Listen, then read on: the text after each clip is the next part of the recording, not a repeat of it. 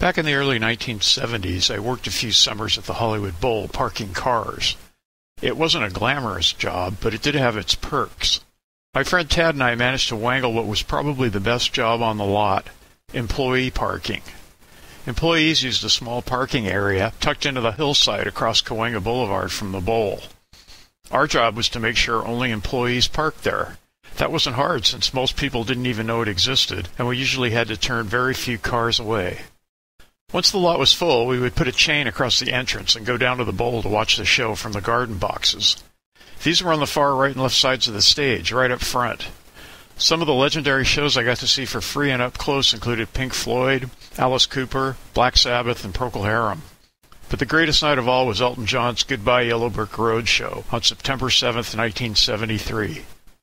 That night, Tad and I sat in his black VW Beetle watching the lot, with a Boda bag of wine and several joints to keep us company, listening to the K-Rock DJ talking about the impending event with growing excitement. Finally, it was time to close the lot and head down to the show. Those of you lucky enough to have been there know how incredible it was, from Linda Lovelace's introductions to the final encore. But it was even more incredible for me.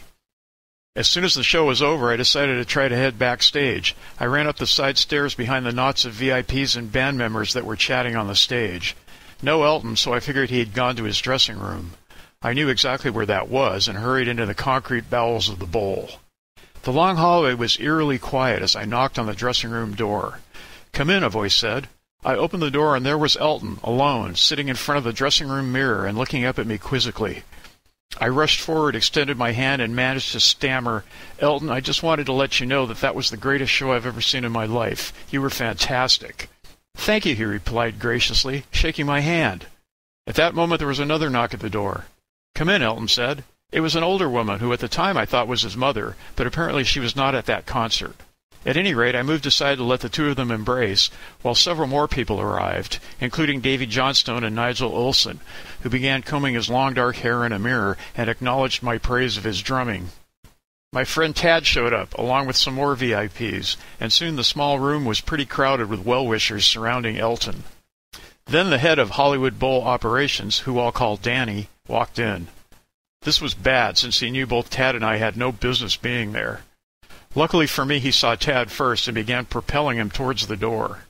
At that very moment, Pat Moore, the superintendent of the bowl and Chief Mucky Muck, appeared in the doorway, and Tad collided with him, breaking Pat's glasses which he held in his hand. Pat looked at Tad with anger and faint recognition and said, "You!"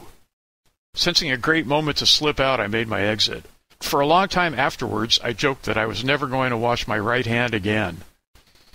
I'll never forget that night and Elton's graciousness to a punk teenager who he could have easily ordered out the door.